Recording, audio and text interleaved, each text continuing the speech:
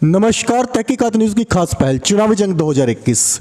जैसा कि पिछले कुछ दिनों से हरिहरपुर पूर्वी पंचायतें हम लोग विशेष ध्यान दे रहे थे, यहाँ पर बहुचर्चित मुखिया जी हैं जिनको कोरोना योद्धा की उपाधि भी दी गई है, तो इनसे हमारा बातचीत चलती रहती है। आज चुनाव प्रचार का लास्ट दिन है। आज 5 बजे बाद आप लोग चुनाव प्रचार नहीं कर सकते, किसी प्रकार का शोर शराबा नहीं कर सकते, किसी प्रकार की गाड़ी में किसी प्रकार के हॉर्न नहीं लगा सकते।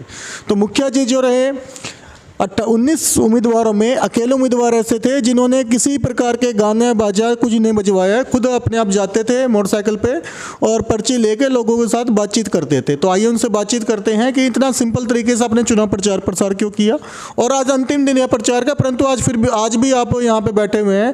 क्या आज भी किसी प्रकार के कोरोना वैक्सीन के लिए कोई न किसी को भेज रहे हैं? तो आइए बातचीत करते हैं। नमस्कार मुखिया जी नमस्कार। कैसे हैं? बहुत अच्छे हैं। चुनाव प्रचार में 19 उम्मीदवार टोटल हैं आपकी ही किसी प्रकार की गाड़ी हमें नहीं दिखी, किसी प्रकार के गाने बाने नहीं देखे आपके। आप जब भी दिखे चुनाव में सिंपल से तरीके से अकेले जाते थे और अपना पर्ची कहीं ना कहीं लोगों से शेयर करते थे। ऐसा क्यों?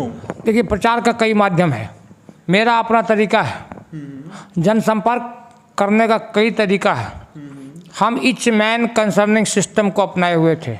प्रति व्यक्ति से, प्रति परिवार से घर में जाकर के मिलना जुलना, और 5 वर्षों का जो सेवा काल रहा है मेरा, उसमें हमसे क्या तकलीफ़ें हुई, क्या हमसे भूलें हुई, उसके लिए उनसे जानकारी संग्रहित करना, इकट्ठा करना और पुनः उस भूल को दोहराया ना जाए, इसके एहसास के साथ आगे पुनः सेवा करने का मौका एक बार दिया जाए, इसके भीख को मांगना, ये मेरा मकसद था।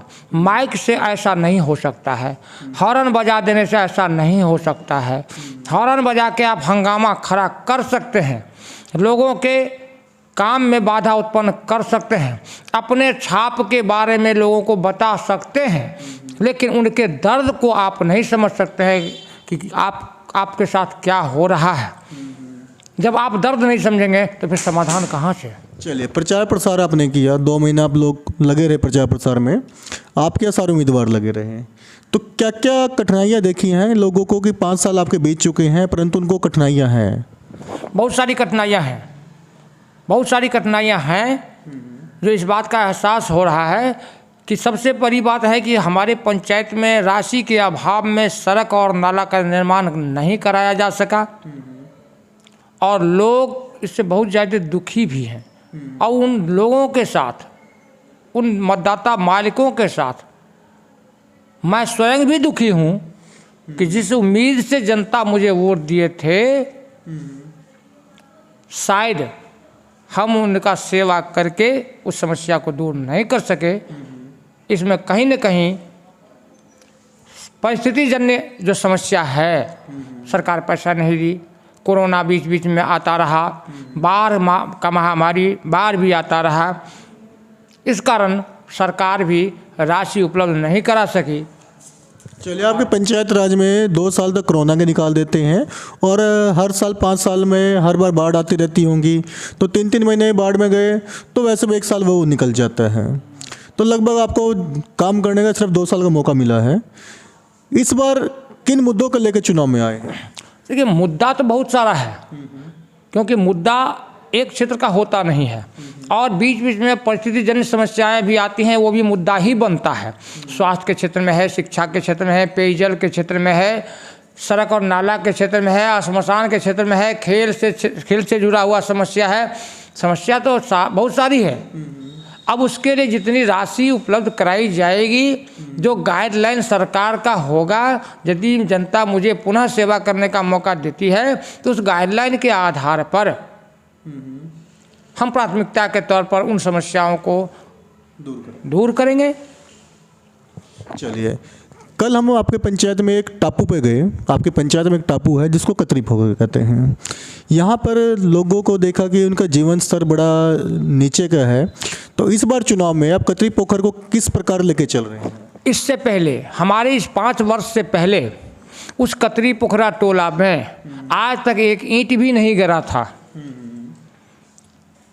इस 5 वर्ष में वो जो कतरी पोखरा है वो पूरे भिंडे पर बसा हुआ है और उसमें 3 साइड से पानी निकलने का रास्ता बना हुआ है, उसमें जब तक बड़ा बड़ा पुल का निर्माण नहीं कराया जाएगा जो मुखिया के औकात से बाहर का है, उसमें विधायक और सांसद के इच्छा शक्ति की आवश्यकता है।